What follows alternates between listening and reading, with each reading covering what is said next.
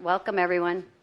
Welcome to our regular council meeting. We're going to begin, before we begin with our caucus sheet, we are going to begin with Jessica Sublett from Bounce Innovation Hub will provide us with an update. Hi, Jessica.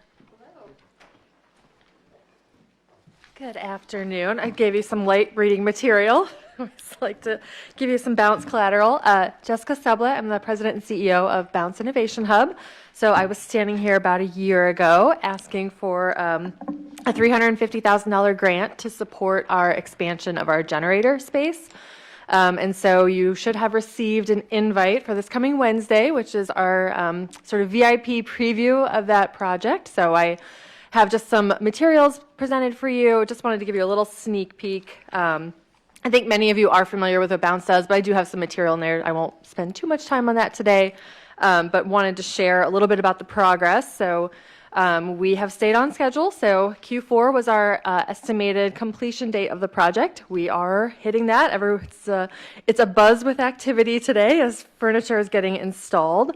But we have already rented two, or I should say pre-rented two of the offices. So there's 10 private offices being created on this space that'll be open to the public in January. We've already pre-sold 2 of those offices, pre-sold 2 of 8 reserved desks. We have 55 hours booked of purchased conference room time. There's 4 new conference rooms, so huge success so far. Really necessary space. There's a whole lot in here that I shared last time, but what I wanted to also update you on was that there are over 173 original pieces of art and furniture by 65 Northeast Ohio artists and artisans. So when you add the 2 floors together, we have over 300 pieces of art and furniture. So this project also contributed to the, I would say, arts and culture in Northeast Ohio. So this has been a long time coming. We actually submitted originally a grant to the EDA under the CARES Act, and that money went very quickly, and our EDA rep said, hold on, something else is coming. So we had the opportunity to benefit from the ARPA funding from the federal government to have about 80% of the project covered by the federal government and 20% matched by the city of Akron, and then added on $250,000 from Brittany Morgan Foundation and $350,000 from Summit County. So you'll see in the back of the packet, I just wanted to show you a little sneak peek. I know some of you have RSVP'd to attend the event this Wednesday. It will be a wonderful, nice gathering before the holidays, but there are some really great pictures in there of sort of what the space is going to look like, and you can see how rough it was before. So just wanted to update you all that the progress on the project is going really well, on time, and it's very exciting for us. So any questions? Just to have cumulatively from opening to now 144 patents, that's impressive. Yeah. That story out too. That's very, very impressive. Thank you. 55 of those were just last year. Yes, we had some really impressive companies in the life sciences space come through. Let the community know that's impressive. Yeah, thank you. Because that's telling them it works. Indeed. Is there any further questions? Thank you, Jessica. Yeah. Right, nobody has any questions? Okay. you. Thank you very much for the support. Just a friendly reminder tonight that we do have budget hearings after the meeting, and there are 15 motions. I'm going to, there's M074-2024 through M089 through 2024, but then we have tonight M075-2024. Dr. Georgette is going to address council, right? You can come on up. Yes, ma'am. Yes. Welcome. Well, thank you very much. I'm Dr. Georgette Constantino. I'm affiliated with Akron Children's Hospital, and my title is pediatric psychologist. Does anybody have any questions? I'm happy to. I have been at Akron Children's for 39 years. I retired as the director of the Division of Pediatric Psychiatry and Psychology.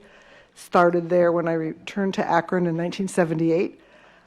After retiring, I've been working still for the hospital in various capacities. To give you some idea of my background, I'm also teaching now at Kent State University. co-chairing a youth suicide prevention subcommittee through the Adam Board, and doing on the board of Hope and Healing, and just trying to keep myself busy, which I think I'm succeeding with. Your field of psychiatry is unique because not only do you treat the children, you treat mom and dad.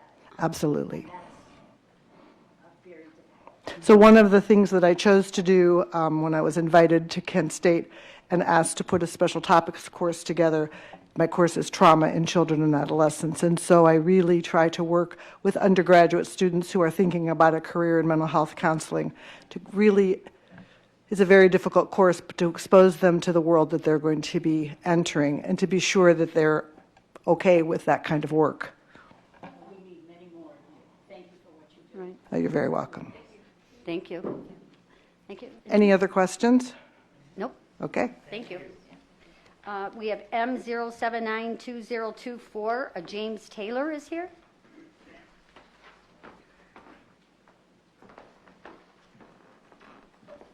Hello, sir. Hello. My name is James Taylor. I currently work in the Community and Economic Development Department for the County of Summit. I'm a GIS applications specialist, and I've worked in the last 12 plus years in the GIS industry, specializing mainly in civil engineering, a lot of public utilities, stormwater work. And now, since I've been on board with Summit County for about a year and a half, and I'm transitioning into planning. And I've been working with Dennis Tubbs in the Summit County Planning Commission on their staff, and getting more integrated with planning, kind of adding the civil engineering into planning and land use. And I am here today for the NEFCO General Policy Board. Is there any questions? Thank you. Mr. Nelson, did you have something you want to add? Oh, I thought you were going to ask. I was looking at another piece, though. I will tell you, he has been a tremendous help as we. This year was the first year to put together the billing for the surface water district, and going through all those parcels and answering all my questions. A tremendous asset for us. Wow. Thank you, Mr. Taylor. Thank you. Next is M0832024.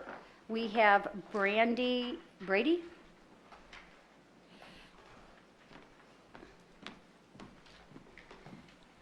Hello, everyone. Brandy Brady. I work here in the Office of Community and Economic Development. I'm in economic development specifically. I'm an economic development coordinator, and I work with our scale-up portfolio of businesses, as well as do site selection for Summit County. And I'm here for the Community Improvement Corporation Board. Any questions? Thank you. All right, thank you. Next is M0872024. Is it Caitlin Elrod? Hello, everyone. Caitlin Elrod. I'm with the Executive's Office of Community and Economic Development. I'm also an Economic Development Coordinator. I've been with the Executive's Office for 2 years almost, and I am here for the AMATS Board Policy Committee. Any questions? Any questions? No, thank you. Thank you. Next is M0882024. We have Christopher Barker. Good evening.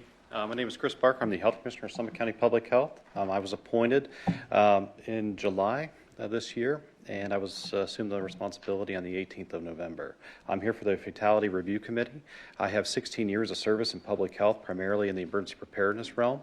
I served as also the Regional Public Health Coordinator supporting incidents including H1N1, COVID-19, Ebola, and the East Palestine train derailment. All right, thank you. Thank you. There are 15 first readings. There are 2 second reading passage requests, 2024330. Ken Tellis is here to address council. Good afternoon. Ken Tillis, Common Pleas Court. We were asking for first reading passage of a contract with Community Support Services. This is for our mental health court, also known as Hope Court. It is a grant-funded contract to provide a dedicated clinical counselor for the program. We are hoping to get someone hired in that and have the contract begin right away. Glad to answer any questions. Do we have any questions for him? No, thank you. Thank you. Next is 2024331, Phil Montgomery. Well, just counsel. You sometimes Sarah's here.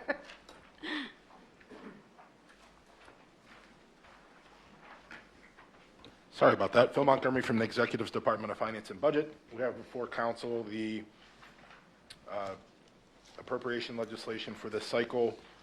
Going through, we need to add some funds to our employee stop-loss benefits. We're looking at an additional line for our property casualty insurance. That premium came up a little bit higher this year than we expected.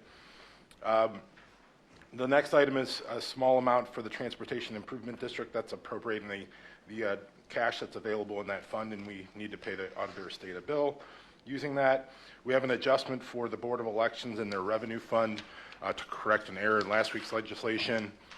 On the next page, we have a new grant for public safety, I'm sorry, not a new grant. This is a transfer of funds. I've talked to council a couple times about switching from life-to-date funds to annual funds. This is another one that we're switching over, so it's just moving previously approved appropriation. We have an adjustment for the sheriff on the Marine Patrol. On the next page, we have 2 grants for the prosecutor for VOCA and VAWA.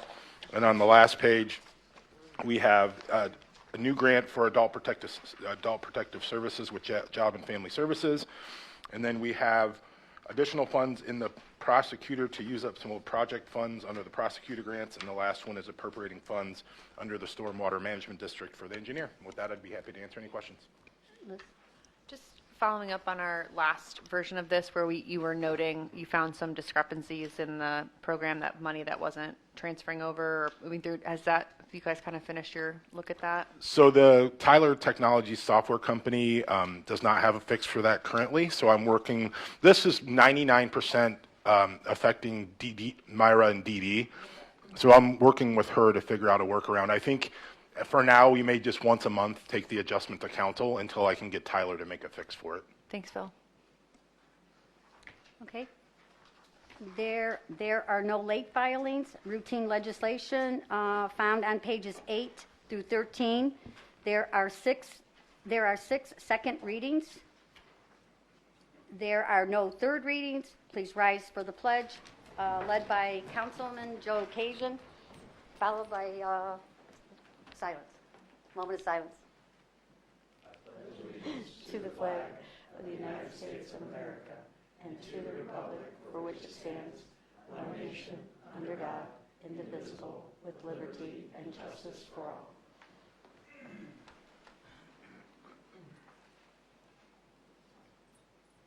Thank you.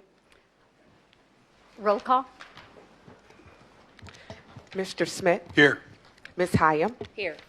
Mr. Donofrio. Here. Mr. Cajun. Ms. Dickinson. Mr. Ford. Here. Mr. Wilhite. Here. Ms. Darrow. Here. Ms. Rogers. Ms. McKinney. Here. Ms. Walters. May I have a motion to approve November 18, 2024 minutes? So move. I have a motion. All in favor? Aye. Any opposed? Motion carries. Motions for council. M74, 2024. A motion of council confirming the reappointments of Executive Eileen Shapiro with alternates Phil Montgomery and Rose DeBoard, Diane Miller-Dawson with alternate Caitlin Elrad, replacing David Lucas, and Fiscal Officer Christine Scalise with alternates Dominique Basile and Jay Curry to the Tax Incentives Review Council. So moved. Who made the motion? Oh, sorry. I have a motion on M0742024. All in favor? Aye. Any opposed? Motion carries. M75, 2024, a motion of council confirming the appointment of Dr. Georgette Constantino, replacing Lucas Blower to the Alcohol, Drug, and Mental Health Board, ADM Board. I have a motion on M07520224. All in favor?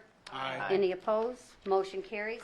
M76, 2024, a motion of council confirming the reappointment of Diane Miller Dawson with alternate Brian Harnack to the Summit Akron Solid Waste Management Authority Board of Trustees, doing business as Reworks.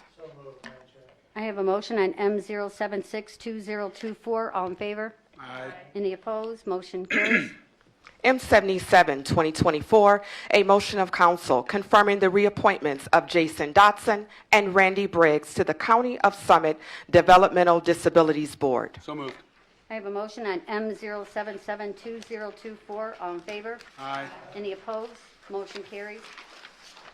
M78, 2024, a motion of council confirming the reappointments of Ms. Christine Hyam, Northfield Township Trustee Rich Reveal, and Dave Klein to the Planning Commission.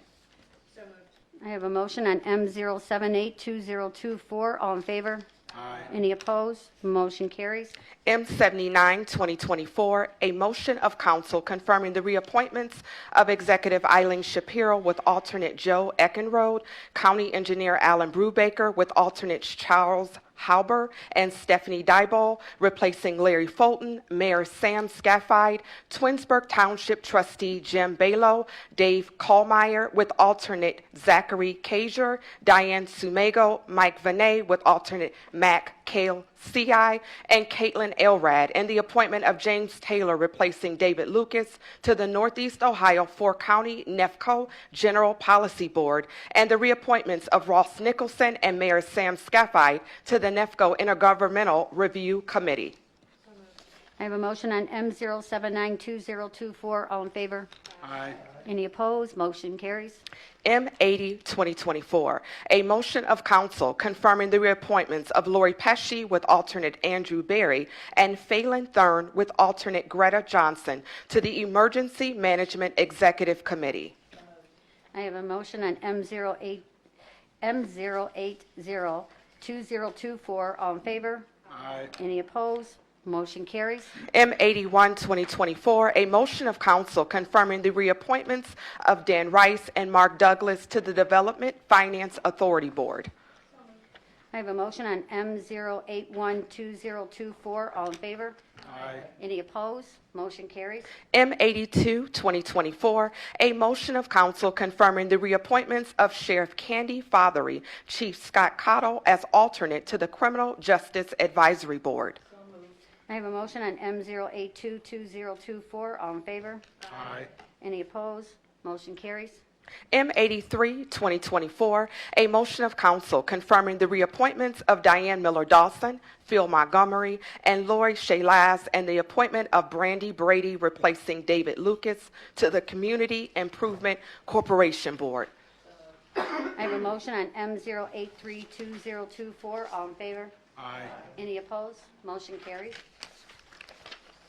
M84, 2024, a motion of council confirming the reappointments of County Engineer Alan Brubaker, Diane Miller Dawson, Mayor Mike Rick, Sagamore Hills Township Trustee Mike Swikert, Mayor Mike Zita, and Tazina Long to the Community Development Block Grant Committee. I have a motion on M0842024. All in favor? Any opposed? Motion carries. M85, 2024, a motion of council confirming the reappointments of Tracy Buckner and Omar Banks to the Children Services Board. I have a motion on M0852024. All in favor? Aye. Any opposed? Motion carries. M86, 2024, a motion of council confirming the reappointment of Robert Constant to the Akron-Canton Airport Authority Board of Trustees. I have a motion on M0862024. All in favor? Aye. Any opposed? Motion carries. M87, 2024, a motion of council confirming the reappointments of Executive Eileen Shapiro with Dennis Tubbs as alternate and Diane Miller Dawson, and the appointment of Caitlin Elrad replacing David Lucas to the Akron Metropolitan Area Transportation Study, AMATS, Policy Committee, and the reappointment of Brian Gorak to the AMATS Technical Advisory Committee. I have a motion on M0872024. All in favor? Any opposed? Motion carries. M88, 2024, a motion of council confirming the appointment of Health Commissioner Christopher Barker, replacing Donna Scotta to the Child Fatality Review Board. I have a motion on M08822024. All in favor? Aye. Any opposed? Motion carries. M89, 2024, a motion of council confirming the reappointment of John Fikes to the Akron Metropolitan Housing Authority Board of Trustees. I have a motion on M08922024. All in favor? Aye. Any opposed? Motion carries.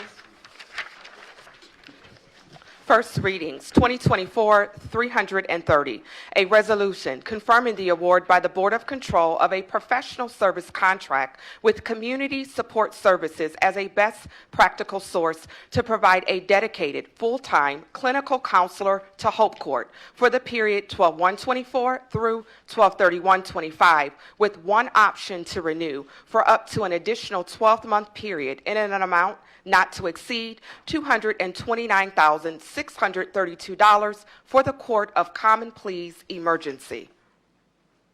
Madam President, I move to suspend the rules and adopt 2024-330.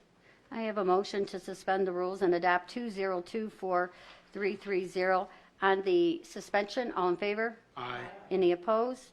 And on the adoption, all in favor? Aye. Any opposed? Motion carries. 2024-331, a resolution appropriating funds in order to meet projected expenditures for the balance of 2024 as set forth in Exhibit A for the Executive's Department of Finance and Budget emergency. Madam President, I move to suspend the rules and adopt 2024-331. I have a motion to suspend the rules and adopt 2024-331. That was a tongue twister on me. On the suspension, all in favor? Aye. Any opposed? And on the adoption, all in favor? Aye. Any opposed? Motion carries. 2024-332, a resolution confirming awards by the Board of Control of contracts for the county's health insurance programs as set forth in Exhibit A for the Executive's Department of Human Resources Division of Employee Benefits emergency. 2024-333, a resolution confirming the award by the Board of Control of a professional service contract with Euthenix Incorporated for design services for the Valley View Road CR 25 resurfacing and landslide repair project located in Sagamore Hills Township in Council District 1 in an amount not to exceed $518,919 for the engineer emergency. 2024-334, a resolution authorizing the executive to advertise for bids and to enter into a cooperative agreement with Richfield Township concerning the Steubens Road, Farnham Road, and Hecker Drive drainage and roadway improvements project at an estimated cost not to exceed $196,000 with no county funds involved, located in Richfield Township and Council District 1 for the engineer emergency. 2024-335, a resolution authorizing the executive to enter into agreements for the acquisition of drainage easements over portions of 5284 Streetsboro Road and the vacant lot located on the southeast side of the Medina Line Road and West Streetsboro Road intersection located in Richfield Township in Council District 1 in a total amount not to exceed $600 as part of the Medina Line Road Culvert Rehabilitation Project for the engineer emergency. 2024-336, a resolution confirming the award by the Board of Control of a construction contract with Central Window Cleaning Incorporated for the Domestic Relations Courthouse exterior project located in the City of Akron and Council District 4 in an amount not to exceed $129,832 for the Executive's Department of Administrative Services Physical Plants Division emergency. 2024-337, a resolution authorizing the executive to advertise for bids for the purchase of 6 vehicles for the Sheriff's Office for an estimated total amount not to exceed $365,550 for the executive and the sheriff emergency. 2024-338, a resolution confirming the award by the Board of Control, subject to the approval of the Information Technology Board, of a professional service contract with Step Mobile Limited Liability Company for the implementation of the Ohio Community Supervision System in an amount not to exceed $97,485 for the Court of Common Pleas emergency. 2024-339, a resolution confirming the award by the Board of Control, subject to the approval of the Information Technology Board, of a professional service contract with AdGators for digital signage and wayfinding for the Summit County Courthouse in an amount not to exceed $87,344 for the Court of Common Pleas emergency. 2024-340, a resolution confirming the award by the Board of Control of a professional service contract with Sadler Niekamp Financial Services Incorporated, doing business as ProWare, as a sole source for case management, system software support, and maintenance services for a one-year term from 1/1/25 through 12/31/29 for an amount not to exceed $212,130 for the first year, with 4 options to renew for an additional one-year term for a total cost not to exceed $1,139,760 for the 5-year period for the Court of Common Pleas Juvenile Division emergency. 2024-341, a resolution confirming the award by the Board of Control, subject to the approval of the Information Technology Board, of a 10-year purchase contract with Exxon Enterprise Incorporated at state term pricing for the implementation of and subscription to Exxon Evidence, Evidence.com, and Exxon Storage in an amount not to exceed $151,963.60 per year for a total amount not to exceed $1,519,636 for the prosecutor emergency. 2024-342, a resolution authorizing the executive to execute a gift agreement with the Akron Community Foundation for the establishment of a Field of Interest Fund to support and enhance the health and safety of minority and disadvantaged County of Summit residents, and authorizing the contribution of an amount not to exceed $5 million of opioid settlement dollars for the executive, the Opiate Abatement Advisory Council, and the Key Stakeholders Group emergency.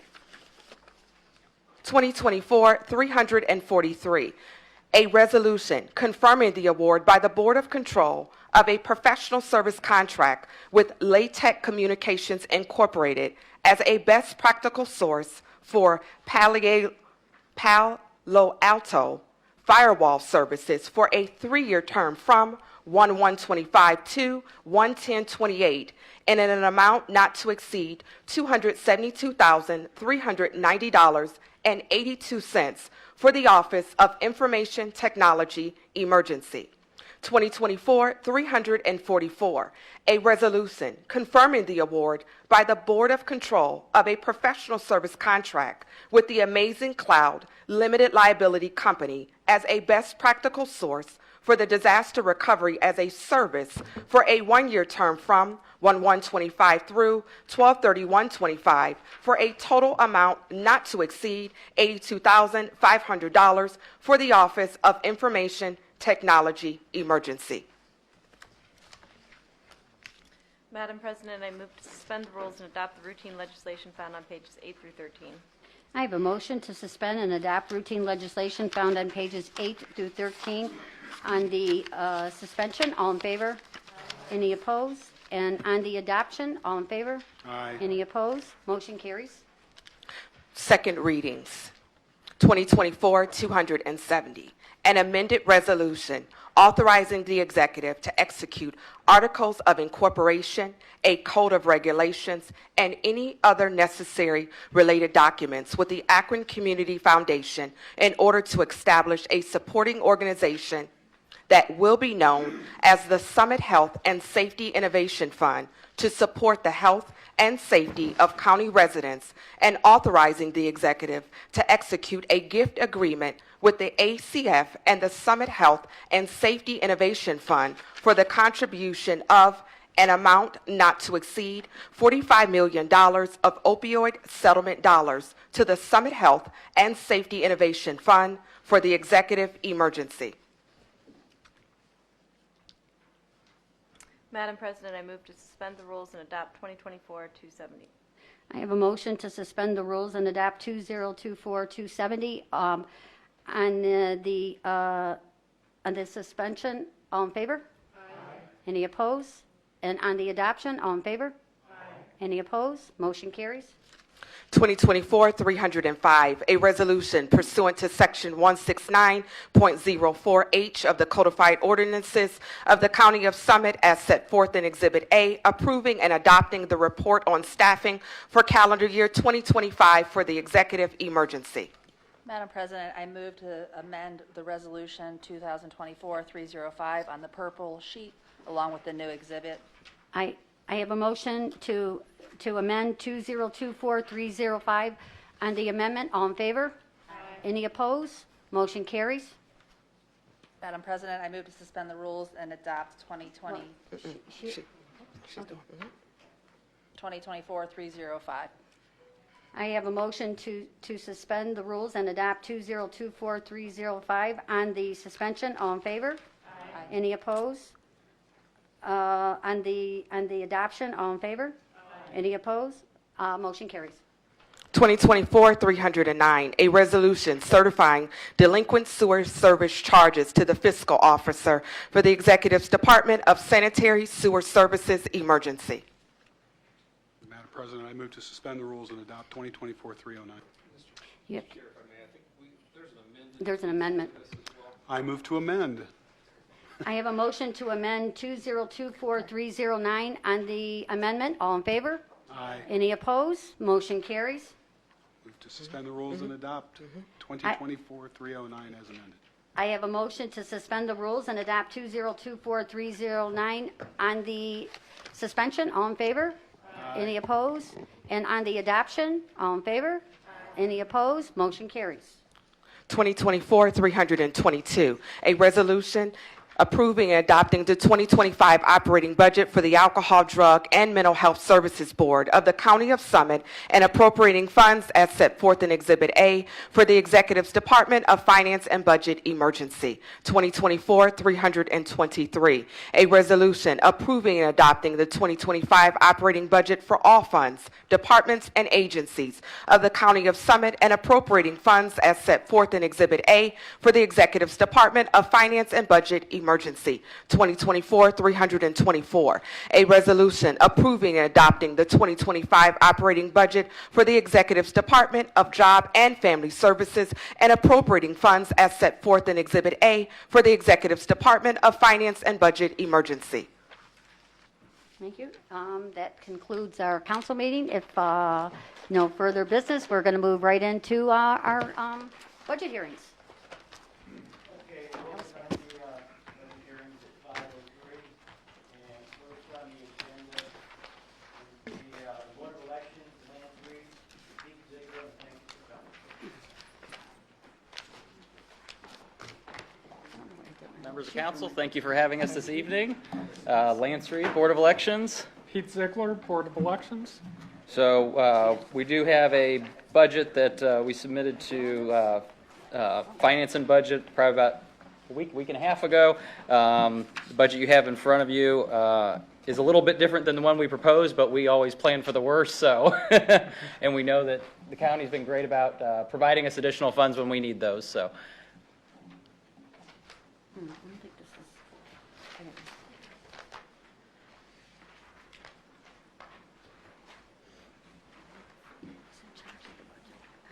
John Donfield.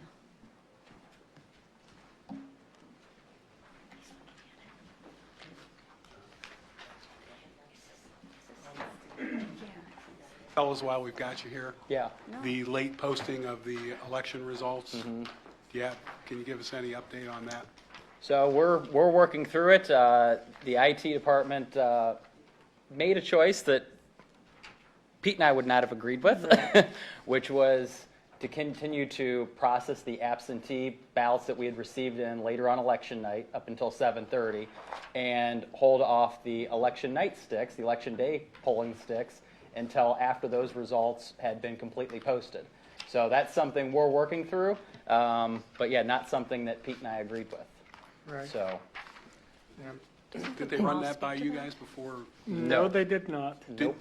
What time did they finally start putting the cards in and counting the regular Oh, votes? to be honest, I don't know. It was such a long day. Do you remember? I don't. It was, It was much later than it should have been. yes. I'm sorry? 10:30, yeah. So much later than it should have been. But I'm talking about when did they finish with the absentee scanning and then? It would have been shortly before there. So if our first sticks were getting uploaded from election day polls around 10:30, they probably would have finished right around 10 or 10:15 with absentees. Because usually the absentee vote is posted a half hour at the most after the polls close. Yes, go ahead. Yeah, the majority of it was, what they were waiting on was the ones that were returned to the drop box on election day. Up until around 7:30, but Yeah. and this is where we're kind of working through it, talking with our IT guys, because with our old voting equipment, ES&S, we would continue to process the absentees while the poll sticks were getting uploaded, and that was always our process. So that's where Pete and I were very frustrated, is that with the new system, they had chosen to make this pivot without telling us, and then delaying the results for all of us as we were watching them come in on election night. So that's something we're working through. Yep, you're welcome. Council, any other questions? Yes. Wait, Lawyer. Yes. Votes were being sent to the Secretary of State. Why were they not being posted on the county information site? Well, so we didn't use live results for this election because of the two-sheet ballot, and so we ran into this problem at a previous election when we had a two-sheet ballot. So we made a very strategic decision to not create confusion by just creating a PDF. But no, that's the thing, is we were not sending any results to the SOS other than what the public was seeing. So as the public was seeing the poll results not come in till later, 2:30 in the morning. yeah, believe me, we were there.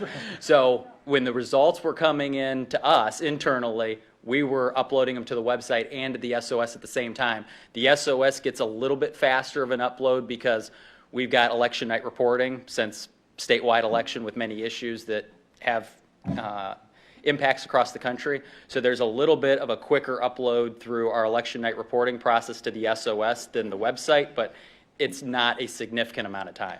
Was Brian Williams and Bill Rich there that night? All board members were there that night, correct? And what were they doing? I mean, They were asking the same questions we were of what's going on.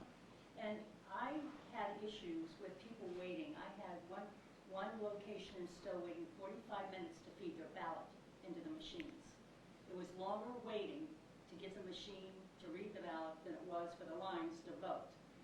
At my location, there was a very long line to feed the machines in. And I'm wondering why, I understand these machines are tested prior to going out to the location. Why aren't they tested once they're at that location after they've been handled and jiggled? Well, because There were people there repairing machines or doing whatever they needed to do to make machines work, because machines were down. oh yeah, I mean we've run into this with even older voting equipment. We do have issues on election day, whether it's jams or maybe a stick that has an issue. So we run into voting equipment problems on election day. There's no doubt about that. But no, the reason they're not tested any further once they're out in the field is they're then set for the election. So once you start putting ballots in, those are the election results. And one thing, Lance, your wife was running for office, Mm-hmm. and I understood you were around ballots. Mm-hmm. I was not touching No. ballots though. Touching or even being around them, is that, I mean, I wouldn't be able to do my job if I'm not in the office. well, I understand that, but there are also guidelines, and I'm sure there's staff to deal with that. Mm-hmm. I understood that staff sat for 3 hours while all of this fiasco was Mhm. going on. Mm-hmm. True? Yeah, for election night, yeah, it was, like I say, the IT department made this decision without consulting Pete or I at all. And they made the decision to continue running absentees while we were asking, including the board members, what's going on. And they said, this is the process we're running with. And so. Are you happy with the machines? Because we paid a lot of money to get this up and going. The machines overall, I don't think have probably lived up to everything we had hoped out of them. And we've even gone through some of this back and forth with the vendor themselves of, we asked them about, for instance, split reporting. And they said, absolutely, we report splits, absolutely. And then we get the equipment and we find out, oh, well, we didn't know that's what you meant by splits. So we're definitely working through things and working through processes. What about the training? Is there training that can be done to prevent something like this happening? Because the last 3 elections, we've had significant issues with the Board of Elections and votes being tallied and put out to the public. Yeah, with the new machines. With the new, Well, since the new we've machines had- come. We've had issues the last 3 elections, and I can remember when we had presidential tallies by 10:30 at night. Oh, absolutely. No, that's why we were very frustrated that this decision was made. Yeah, that's why we're working through the processes to fix the error that occurred. Okay, working through the processes is one thing. What kind of training are you doing to get your people up to speed so that this doesn't occur again? Or what kind of testing are you doing prior to a major election? Well, We were the last county in the state to report. Oh, I know. That's why we're not happy about it. That's why we're working through these issues. And I mean, if we need to bring Clear Ballot in for a better understanding for our IT staff to say, like we did with our old ESS equipment, that we can do both processes at once, then that's what we'll end up doing. We'll bring the vendor back in to say, hey, look, did our guys have a misunderstanding of these all needed to be reported before we went on to these, or was it just a misunderstanding of, no, we can do both, now we need to execute on it. Yeah, so that means what kind of training do you have? Where's HR and all of this? I mean, this is stuff that I feel is really significant and shouldn't be occurring. Oh, we agree. Yeah, that's why in the end, what it'll come down to is us having a conversation with the Clear Ballot vendor and bringing them in saying, look, this is what our guys made a decision on. Was this your recommendation from Clear Ballot, or was this a decision that our guys made and it was a misunderstanding of what should be done? When you tested before, you had no idea this was going to occur? Had you run tests? Well, Machines? well, this isn't necessarily a logic and accuracy issue. This is a quantity issue. So I mean, we had, what do we have? 60 some odd thousand ballots that were by mail. We had 50 to 60,000 ballots in person, early vote, and then we had, what did we have on election day? Another couple 100,000. So I mean, you're talking about a 2-sheet ballot for everybody. I mean, you're talking about the quantity is so massive. But you started counting some of those ballots legally early in the morning. Well, no, if you're talking about our absentee by mail, we were scanning for the better part of 10 days to 2 weeks. What we're talking about on election night is you're talking about from like election morning or maybe a little bit of creep over from the day before up until 7:30 on election night. And that's where, like I said, that's where our IT guys, for whatever reason, made that decision to hold off on processing all of those rather than uploading the sticks as they were coming back in. After you process this whole situation and come to conclusions, I suggest, Madam President, that they come back in and report to the council the changes, step by step, is what has been done to address this. Because it wasn't until 2:30 in the morning we finally started getting the tallies. Gloria, there are 2 people that do IT. There's one Republican and one Democrat. And they sit back in a room and they feed these sticks. They used to be cards, but now they're sticks. Yep. It starts with the first precincts that come in, and those are usually Akron because they're closest to the Board of Elections. The last ones that come in. Sagamore. Exactly, up north and Yep, and north. down south. Trust me, Sagamore. Yeah. So they're processing these. I mean, the training is, basically, there is no training. You tell these guys, you hold those ballots until these are counted first. It's that simple, is it not? Yeah, They and- didn't, and they didn't. Now, at some point, you go down there and say, hey, what's going on? And they say, well, we're counting these for, no, stop, do it. That's why on election night is called the unofficial count, because there are votes that come in after the polls close at 7:30. And that, it's like provisionals and overseas and military absentee ballots come in, and they add those to the mix after the fact, and then they run the whole thing all over again, which you did when, Would have been week up or until so. we certify on the 20th. They certified on November 20th. The official results are now on the board's website. So it's there's no training involved. It's two guys, and you tell them, no, you're counting these first. And I will say one, oh, I'm sorry, I don't want to Is interject. there, just to ask like the obvious question, are there no documented processes for how to count? Like, shouldn't that be something we have in writing? So there are processes that they follow to get the job done. Like I say, they made a pivot, and with our old equipment, you could run the absentees and the poll ballots all at the same time, and we never had a problem doing that. For some reason, they made this pivot to say, we're not running these sticks until we run these. That's what we're still trying to get to the bottom of. Is that something Clear Ballot recommended because this is new equipment and that's the way their process works? Or is it, no, we can do it both ways, but our guys just made this decision on their own? So I guess lesson learned for all of us is we need to update processes every time we get new equipment. Well, and the other, because one of the processes we did learn is talking about some of the kind of the slow results from before is, and I don't remember what election it was last year, but with the new equipment, so it takes an image of each individual ballot. So every stick has the image of the ballot as well as the tally of all the votes from that machine. What we found out last year was how much longer it takes to upload the sticks because our old equipment, it just read the tallies. There was no image of the ballot at all.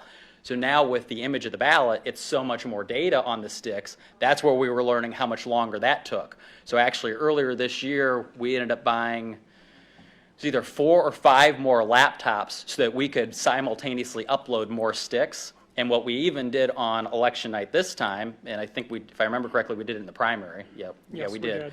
We uploaded the data only because the data only is a lot faster. It's got the tabulation results. So when we were done at 2:30, we weren't done. We still had to actually go back and upload all the images as well. That took a few more hours. Yeah. So so even that was a process that we learned along the way because we didn't know how much longer that data from the images would take to upload. Mr. Reed? If what I'm hearing you correctly is that there were two guys in the room that are the IT people, Mm-hmm. and they just simultaneously, or just instantaneously decided they were going to change the process. What gives them the right to do that autonomously? Mm-hmm. And if it is not something that they have, therein lies your problem. Exactly. Yep. That would be correct. Mhm. And that's what we're going to continue to have conversations now that we've worked through the official, we've worked through our recount, now we've got an audit starting tomorrow. Mm-hmm. I can that's my assure you, question. there have already been some relatively angry conversations with the IT department, and they'll continue. I appreciate that, and I understand the emotions all around on this thing, but to your point, Liz, is if there's no procedures in place, I think it's pretty imperative that nobody at any point in time, unless it's you two, as the head of the whole program, says, yes, you can, or no, you can't. To allow somebody down the line to pull the plug and switch gears, I don't understand how that's acceptable. No, because that's what Pete and I both said the same thing, that had they come to us with this saying, well, this is our plan, we would have both said no. The But public who's in cannot charge wait on that election long. night? I'm Who's sorry? in charge? What was the question? Who's in charge on election night? Ultimately, we are in charge, absolutely. Mm-hmm. So, Mm-hmm. so one question, to the extent that they've made this pivot, is the machine such that when you guys recognize that they were doing it this way, you couldn't say, stop what you're doing and go and do this other thing now, and then come back to these later? Or is the equipment such that you have to finish what you start? I guess is my... And that's what we're working through, because our IT staff was saying, this is the recommendation and this is what we're doing. And that's where we need to find out, is that their recommendation or is that the recommendation from Clear Ballot? It doesn't matter. But once you... Absolutely. Yeah, we just need to find out, is this something that Clear Ballot is telling us, and this is something we have to then go with more upload stations, for instance. If they're saying we need to run all of the absentees first for whatever reason, and then we go into the polls, we then need more upload stations. That's something we can solve with quantity at that point. But if they're saying that, no, this was a decision we made on our own, the clear ballot equipment can do both, then it's still a matter of why did you make that decision, not come to us? Because Pete and I would have both said, no, we can't do that. We can't have the public waiting this long. So you couldn't stop what was happening once you learned of what was going on? We were both running all over that place. That, unfortunately, is not the only process going on election night. There's lots of stuff happening between handling media inquiries, bags are coming in, we're dealing with even issues from poll workers closing down the polls. A lot is happening at once, and to a certain extent, because of that, we do have to trust our people. And in this case, we may have been let down, but. Well, that goes back to training, and we had incidents out in the public because data was not posted, at least the available data was not posted on doors like people usually go and look at. And that's something to talk to the poll workers about, absolutely. So it's, it's training, it's knowing what's going on, it's being in charge, and this was a mess. This was a mess. No, and that's what Pete and I have talked about. Everything up until election night itself was great. We had a lot of help from the executive's office to make sure our parking lot and everything flowed well as compared to previously. Everything up until election night was great. And then it seemed like that night, it fell. But we've had issues with the two previous elections too.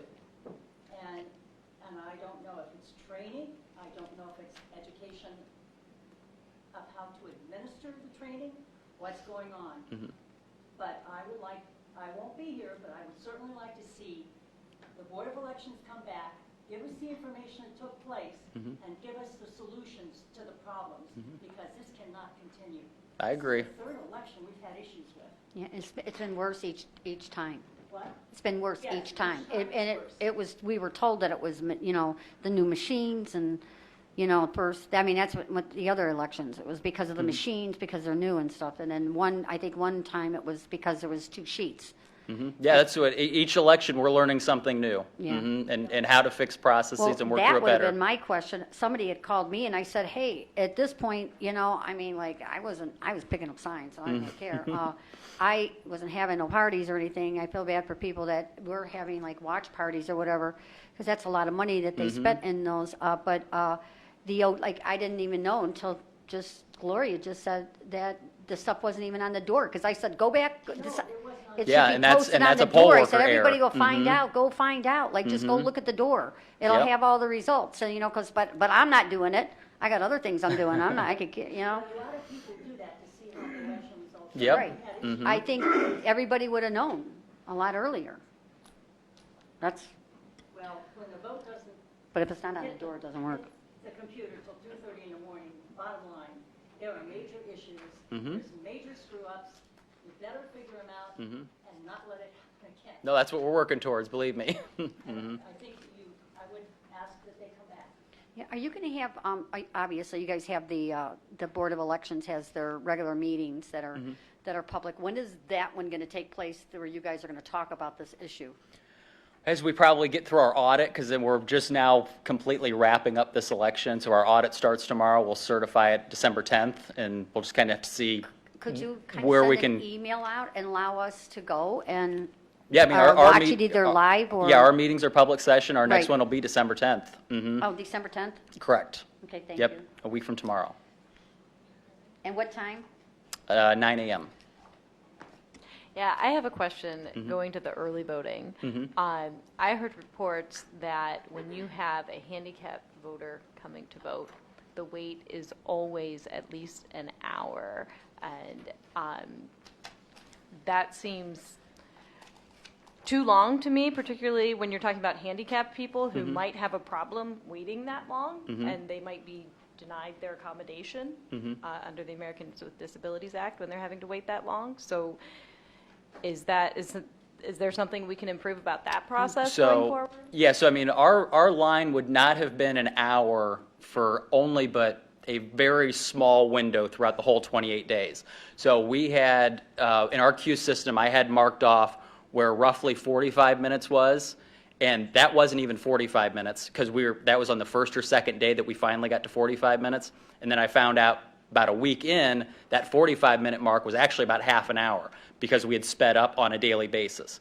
So this past election, we traditionally have 6 check-in stations for our front counter. We increased it from 6 to 8.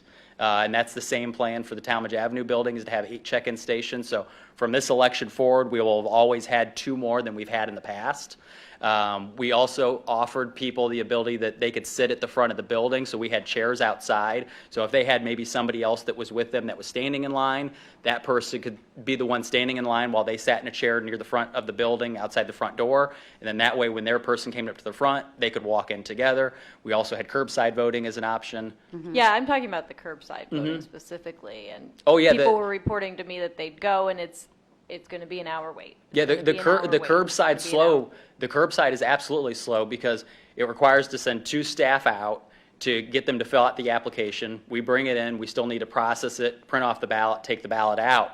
But we had 4 curbside spots that were open, and then we still would have people who would be waiting for those curbside spots in addition to that. Well, it sounds to me like you need more curbside spots. That's a possibility. We have to staff them properly. Yeah. Yeah. I'll just, not to just keep pounding on this, but as we move into this new facility, I think we have an opportunity here to completely rethink the design of inflow and outflow into the building. I think that one of the traps we fall into is not planning for the biggest day. Like everything absolutely. needs to be planned for that. And to your points, like, being on site for the last few days of early vote, like if you were a voter that had to park 4 blocks away, it was not well run. It was not convenient. And in some ways, we are luckier than other big counties because we don't have that long line. But these are struggles we only have in our big urban counties, and it's something for us, like maybe we can advocate through CCAO and other places because, in Columbus, some days the wait was 4 hours long at the early vote center. And so as we're moving into a new building, how can we design for the hardest moments of you guys have a hard job, and this work is often very thankless, and especially for your poll workers. But like, how are we thinking about where the drop box goes, how we add more curbside voting, how we accommodate people with disabilities in a better way? I know we're going on like a hard hat walkthrough, which I'm sure won't have all the parking spaces painted on it. But I don't know, if maybe Brian or you guys can speak to this, but like, what is our relationship between the building and the parking lot? And how can we control and redesign parking alongside this new facility? You don't have to answer me now. It's an open question. It is all being incorporated. I would add one thing. When you go back and look at situations, I would encourage you to listen to your staff. Oh, absolutely. What they suggest and what they have to say. No, I don't like being top down. I very much like listening to all the staff with any recommendations they have. In fact, a few of us were talking this morning about, as we meet with departments, especially talking about our move and getting prepared for the move and what ends up being 7-8 months from now, talking to them about what went well from your perspective with the election, what went poorly, so that way we can data collect and see what were the other issues that maybe weren't as significant as election night, but something else we need to know about, because in that way we can continue to make ourselves better. Replanning makes things run much better. Oh, absolutely. Thank you. Any other questions? Thank you very much. Yep, thank you, appreciate it.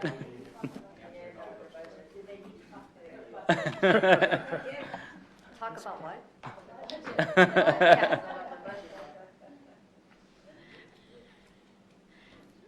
You get, No, I mean, like I say, more than anything, our request was a little higher, but like I said, that's just because we always request as if it's the worst case scenario. But like I say, the county's always been great about, providing us additional funding should that day come, and we'll just kind of play it by ear along the way. Thank you. They always ask for more. Yep. And then we end up coughing up more. well, I think they need more part-time workers. Well, and that was the thing, so that was, I think you need more part-time workers to accommodate everybody. I'm just saying. well, my like this, opinion. this, That's why we got all that expensive printing equipment. Oh, but that doesn't work. We know that the equipment doesn't work though. but no, so like this year, we probably topped out at about 130 part-timers, if I'm remembering correctly. And that was using, which we've never gone to this extent, was probably using the better part of about 20 of those people for our parking lot. So that was 20 people that weren't able to help somewhere else so that we could keep the traffic flow and everything going. So, And I was out there a couple times, and I had to take people there, but I mean, I thought it was outstanding. no, that's why I give a lot of credit for those in the executive's office that helped us with the planning, because, I mean, throughout early vote, I say it ran extremely well. Right. It was election day and election night that was our Achilles heel.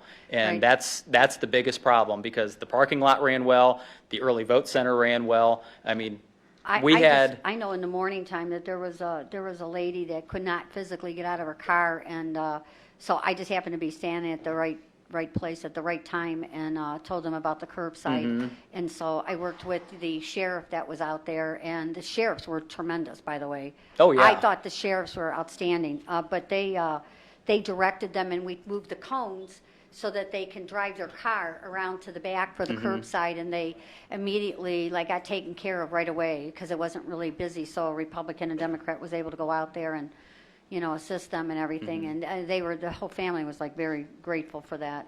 Mhm.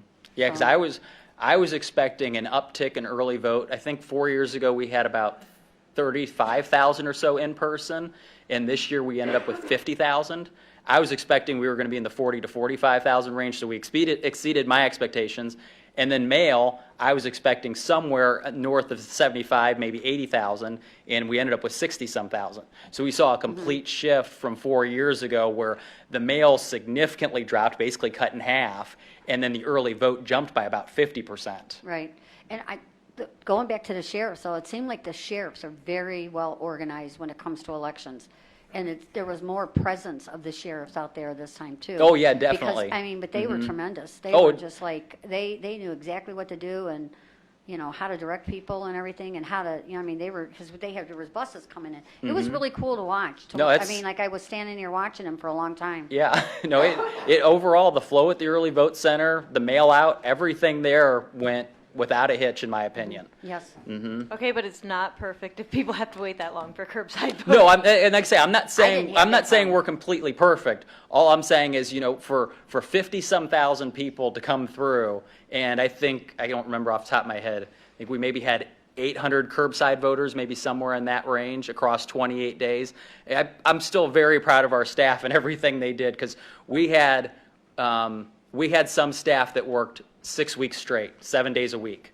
And to work for 40 some odd days without a break, I'm extremely proud of the staff we had and what they did. I'm not saying we're perfect, but they did really well. Mm-hmm. Thank you very much. Yep, thank you. Thank you. Mm-hmm. Next You're welcome. up is our sheriff, Candy Fowlery. Thanks for coming.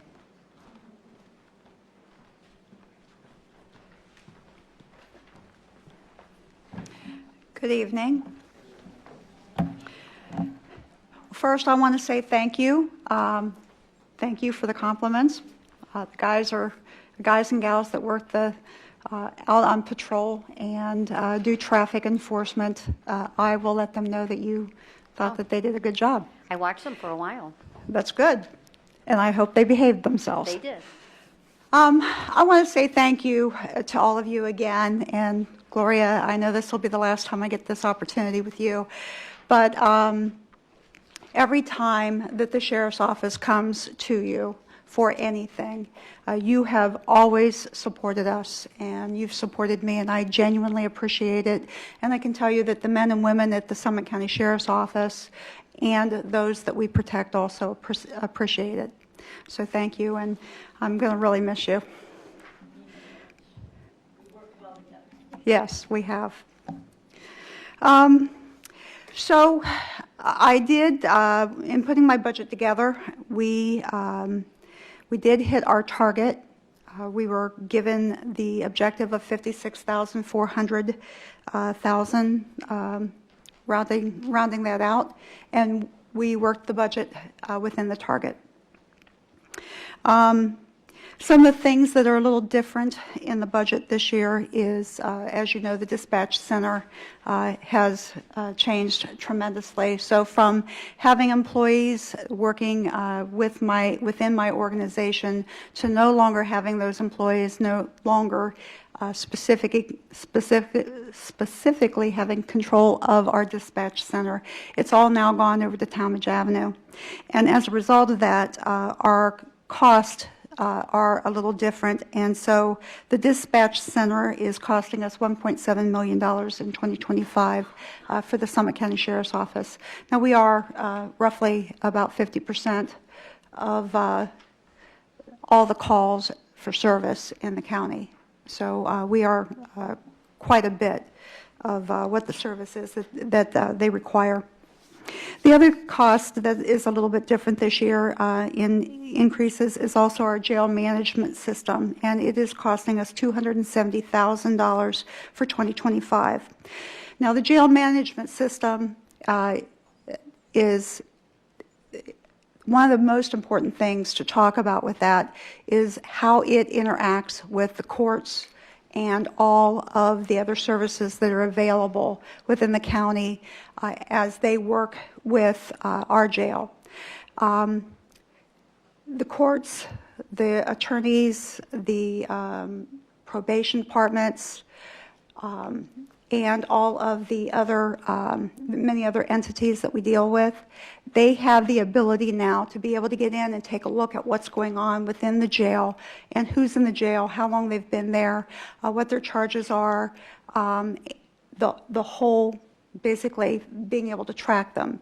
So our jail management system has become a critical part of what we do and how we interact with the entire criminal justice system.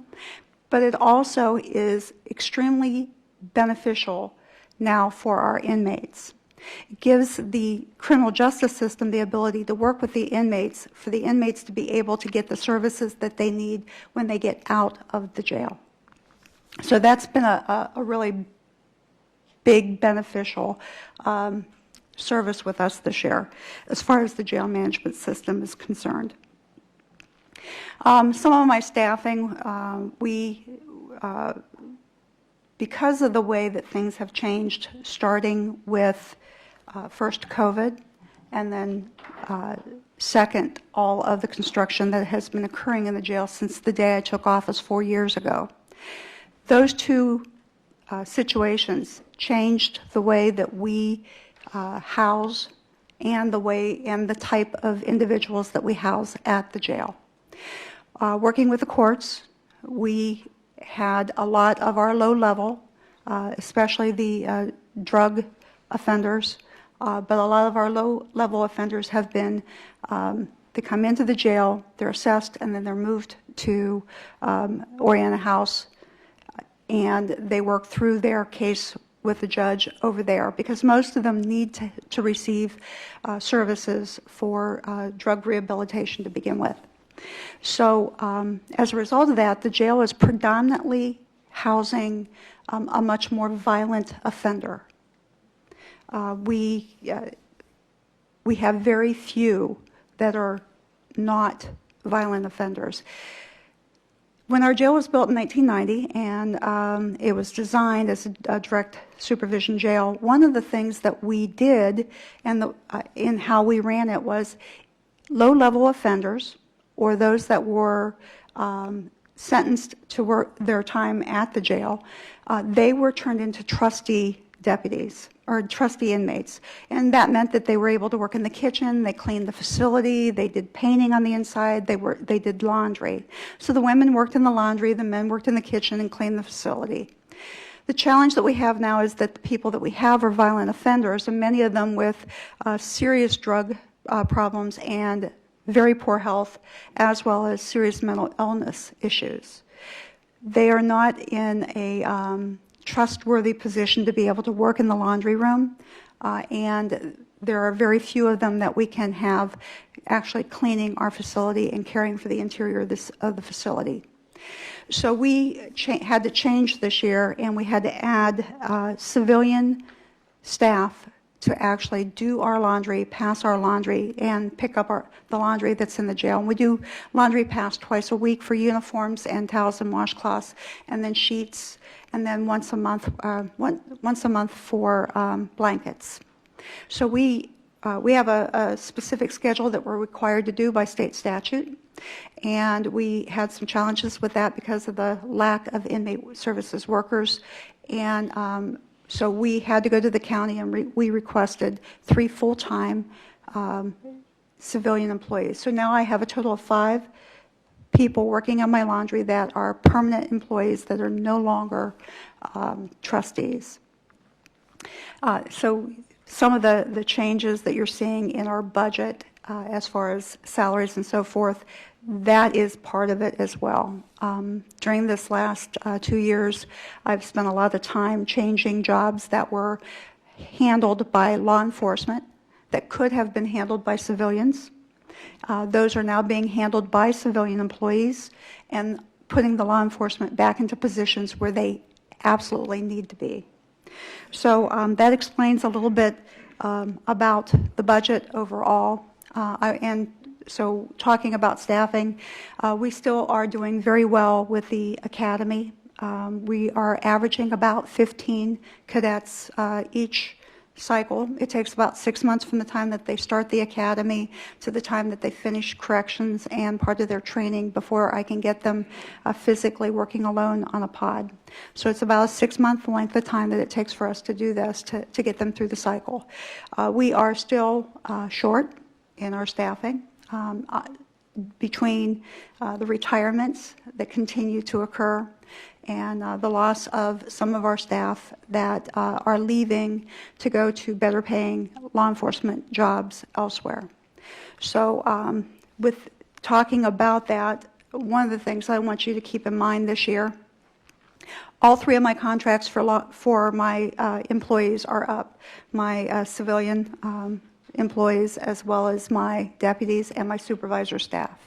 So knowing that I lose so many of them because of income, and I'm losing them from every area, by the way, I'm losing them from patrol, so it's not just people who don't want to work in the jail. I'm losing patrol officers, court services officers, and deputies working in my jail that are leaving me to go to other agencies because of money.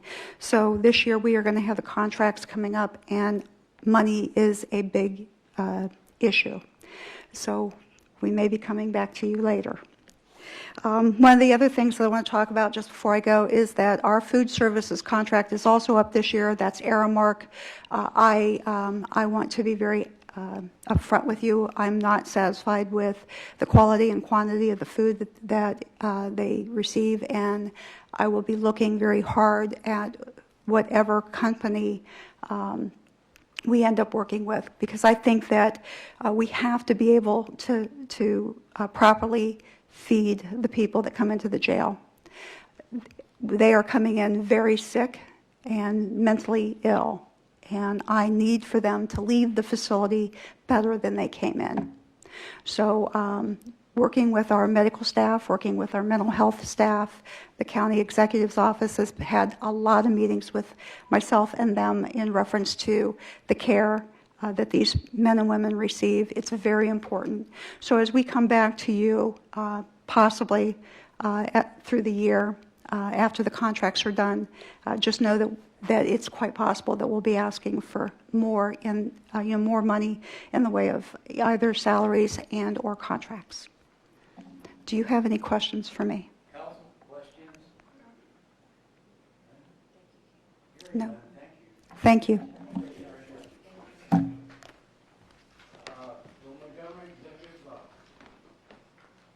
Thank you, Mr. Chairman. So I have presented to council the budget book pages for the executive's office, but I also passed out, or had Mark pass out, I tried to summarize it all in one page for the executive's office. And then there is a second page I'll talk about that is a summary sheet of the general fund as a whole. That's a good idea. Overall, I'm just going to focus on the one-page summary sheet I sent out to council. So if you look at the top half, the executive's budget is split into two pieces. The first being the actual general fund itself, and the rest of it being all of the other funds we manage, whether they be grant funds or county-wide funds or mandated, state-mandated shares that we need to take care of. So I broke it out into the two sections. The upper section, you will see an overall increase to the executive's budget of 6.9%. Some of that, I highlighted the one, it's probably hard to see because I did copy these in black and white, but you'll see I highlighted executive HR. That's because we moved the HR function of the executive's office into an internal services fund. So it's on the bottom of the sheet as to what is in there. And I made this on that particular one, apples to apples. We've traditionally budgeted the HR function at 35% staying on the budget, so that's what I put on this summary sheet. If you look at the budget packet, you're going to see a number of $1.9 million. That's the true cost of HR that we then charge back to other departments and agencies, but on the summary sheet, I wanted you to see kind of apples to apples. So looking overall, in the Executive's General Fund, you'll see an increase on executive administration, but you'll see several decreases in my budget and finance and budget, the law department and economic development. So we swapped some positions around on the general fund and where those were coming from, but it ends up being an overall increase of 6.9%. The largest portion of that is the $500,000 you see in executive administrative services, and that is due to a recent union contract negotiation that council approved. So there were some significant increases to our physical plants and custodial staff. So that's the main driver on the executive's general fund budget. If you go down to the other fund section, again, you'll see all of the increases that we have in our countywide efforts. One of the biggest chunks is the defense of indigents, but some of that gets reimbursed from the state. You'll see other increases in mandated share items, so like medically fragile children, you'll hear me say BCMH and the savings. That's the swap we do with Children's Services and JFS to make sure we get those costs down. Going down through, you'll see increases to animal control and building standards are the largest chunk of that. So overall, on the executive's other fund section, we're asking for an increase of 2.7%, which is an overall increase of 3% across the board for the executive. One thing I do want to point out, the last item on there is, in addition to human resources, we created an internal services fund for payroll. That is technically a fiscal office expense. I just wanted to have it on there so council would see that we created a second internal services fund. So the actual increase to the executive's overall budget is reduced by that $700,000, and it's 2.5%. So that's the summary of the executive's budget. The second page, I'll pause there if there's any questions about the executive's budget. Can you just tell me, a lot of the other departments have been flat, and I see a 3% increase with the executive's office. Is that in line with where other offices have been held to? Yeah, so all other offices got 3% COLAs baked into their salaries and 5% for healthcare premiums. So this is an average of those. So some on other departments are a little bit higher, and we can see that in the general fund page of this. But yeah, it's pretty consistent. Everybody started with 3% COLA, 5% healthcare, and flat on all the other categories as a starting point for their target budget. And then we met with each individual office and department for their additional requests. Sure. All right, so the one-page summary for the general fund. This is every fund in the general fund, regardless of who oversees it. And so you'll see across the board, the largest line items on here are the ones the sheriff just talked to you about. Her increasing her budget by nearly $3.8 million. The next largest one would be the prosecutor at $1.4 million. So those two offices are half of the overall increase to the general fund. There were some increases to the juvenile court. You'll see some reductions. So you see $125,000 reduced from fiscal office. That's mainly driven by the creation of that payroll internal services fund. You'll see the Board of Elections Administration came down $331,000. That's because we went from a presidential year to a municipal year. So we'll look at that number. Again, this also is inclusive of the executive office general fund account. So you'll see the same account on both pages. And then looking down at the bottom, Veteran Services got an additional $350,000. I want to thank Larry and his team. They are given $250,000 as their maximum, and they don't ever use it all. So that while they asked for a $350,000 increase, they could have asked for a lot more. So overall, the general fund is up $10 million, an increase of 6.8%, and this is all falling right within our 5-year forecast at the moment. So with that, I'd be happy to answer any questions.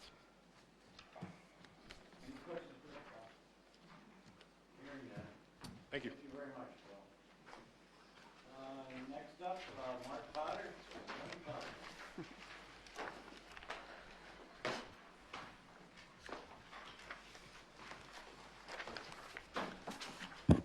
Members of council, Mark Potter, Chief of Staff, Summit County Council Office. I think this is where I insert my annual joke that this should only take an hour of your time. So a couple things to mention, I guess, would be, first of all, the official salaries for all of you.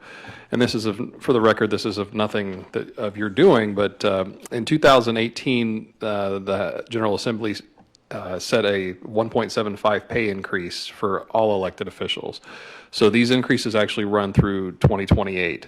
So it's not a ton, but it's 1.75 increase. So you'll notice that in the salary line for the officials. There's a anticipated COLA for staff, and the benefits are down a good chunk just because of a change in people taking a family plan versus no health care at all. So other than that, I'd be happy to answer any questions. Thank you. And last up is, I think that's it. Oh, no, there is one more. So I almost forgot about Andrea Whitaker over there, sorry. Included in the executive's budget, in the general fund budget, is the public defender's contract, and we ask Andrea every year to come and address council on her contract. So we do have one more, sorry about that. Good evening, everyone. Thank you. Thanks, Phil. I started to get a little worried there. Good evening, everyone. Thank you so much for giving me the opportunity every year to come talk to you about the work we're doing in the Public Defender's Office. I want to start by, being transparent with you that the number that is in front of you and was requested is not the number that we had requested, and I don't think it fully serves what we need to do. And the county executives department has committed to additional conversations with me, and I will be back in January, and I'll talk a little bit more about that in a minute. But I want to remind you all that as you look at the numbers for the Public Defender's Office, Phil mentioned it briefly in his presentation, that a substantial portion of that number gets reimbursed by the state. And that number has increased tremendously over the past 20 years. Between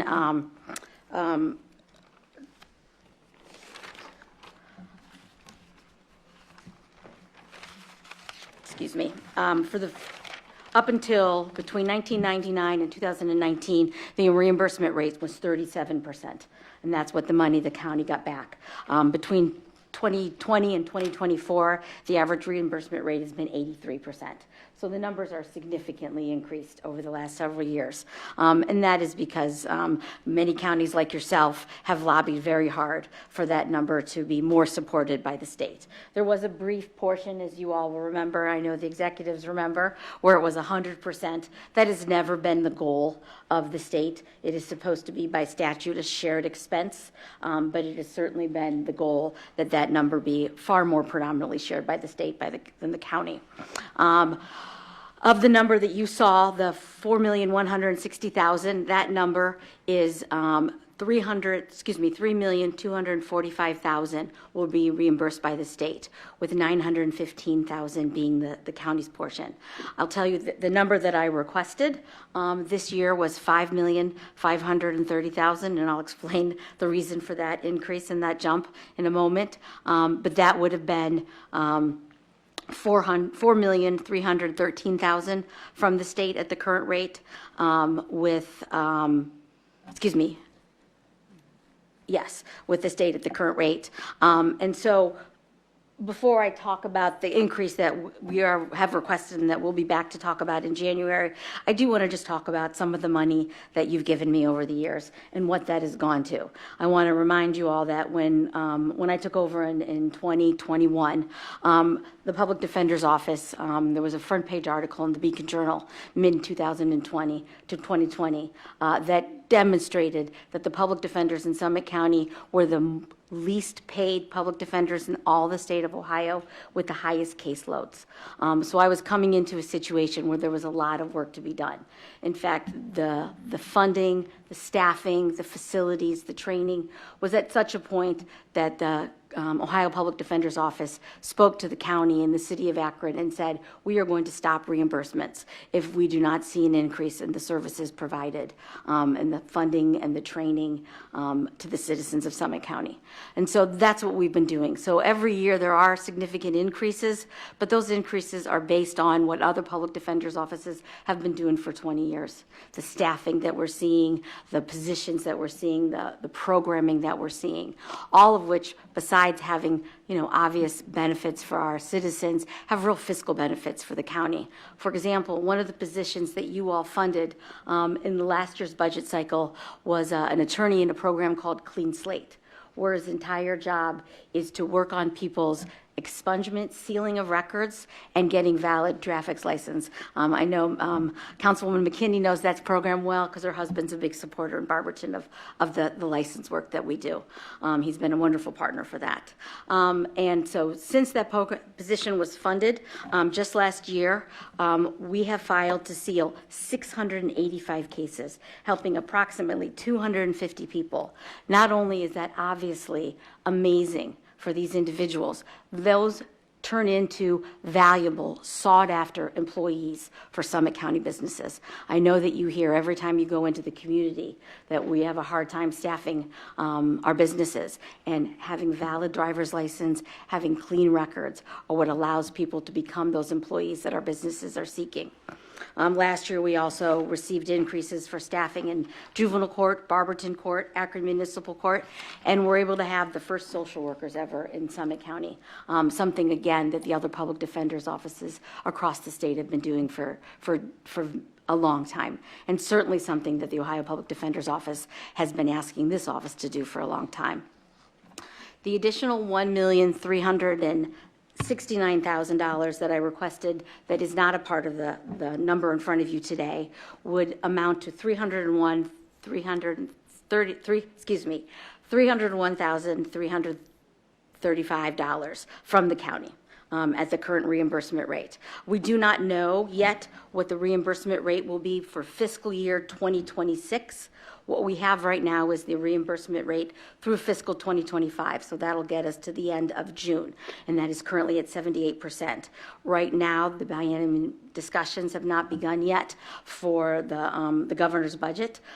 With the numbers that the Ohio Public Defender is providing to the governor, those reimbursement rates are looking to be in the 90s, but we just don't know yet. We won't know that until the biennium discussions begin at the beginning of the year. So I can tell you again what the average has been and where we are right now. Of that additional $1,370,000, it's essentially two parts. The first is to develop a felony division.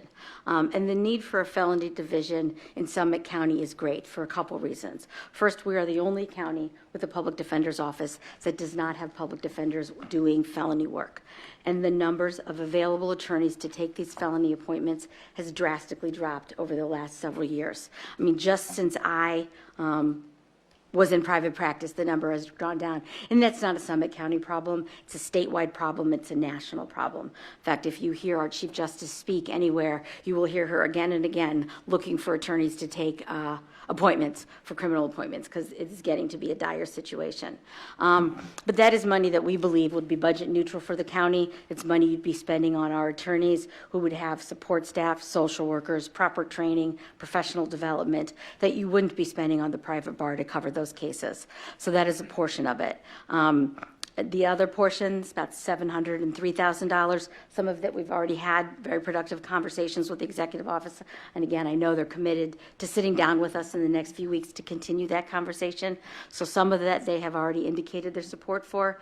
The other part is for 4 additional positions. And I just want to tell you about them briefly real quick because I know it's late. 2 are 2 additional positions in Akron Municipal Court. And the reason that's the county's problem is because the majority of the cases filed in the municipal courts all over Summit County are Ohio Revised Code cases, and those are the responsibility of the county by statute. And so the question I get asked every year is the budget sufficient with our case numbers? Are our caseloads compliant with the Ohio Administrative Code? And with these additional staffing positions in Akron Muni, we believe that they would be closer. Right now, we are twice what the the Ohio Administrative Code dictates, or our previous staffing is. So we'd like to get to the point where we're a little bit closer, more aligned with other public defenders' offices, and closer to the Ohio Administrative Code's requirements.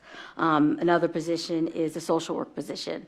And while new to Summit County, the data from other public defenders' office is not only do social workers and public defenders' offices decrease recidivism, it helps with unemployment and other factors that lead to future criminal behavior. So I think that the fiscal advantages of these positions is strong. And then the other position is for an attorney, strategic initiatives, and grant writing. We believe there's a lot of grant money right now for the criminal justice world. For example, Lucas County has almost all of their social workers paid for through grants. Several counties throughout Ohio have a pre-petition program in abuse, dependency, neglect work, and that is before you file to remove the child. Get a social worker, an attorney involved, and try to work something out so that the child is not removed from the home. I can tell you that for Cuyahoga County, they've had that position for 2 years, and they've saved nearly 130 children from going into foster care. Again, the trauma to those children that they experience with that removal is certainly something I know council is concerned about, but additionally, the cost savings and the very scarce foster care beds that you all, I'm sure, deal with frequently, we're keeping the children in the home with that pre-petition work. And we have not asked the county for funding for that program because every other county that is doing that pre-petition work, that is grant funded, and we know that money is there for that. Our current juvenile court judge has received some of that grant funding for some programming, but we've worked closely with her and Children's Services, and they are finally ready to move forward with this on it. So one of the positions would help us be able to reach out and get the funding for some of these positions, so we don't need to ask you every year for increased funding to increase the programming that we do. So are there any questions? So firstly, thank you to the Public Defender's Office for the work that you guys do, because it is definitely integral to our criminal justice system. And thank you for this very informed overview of what's needed. One question that I have is the money that is reimbursed by the state. Yes. Is there a statutory ceiling to that? So that money is determined, there's no statutory ceiling to it.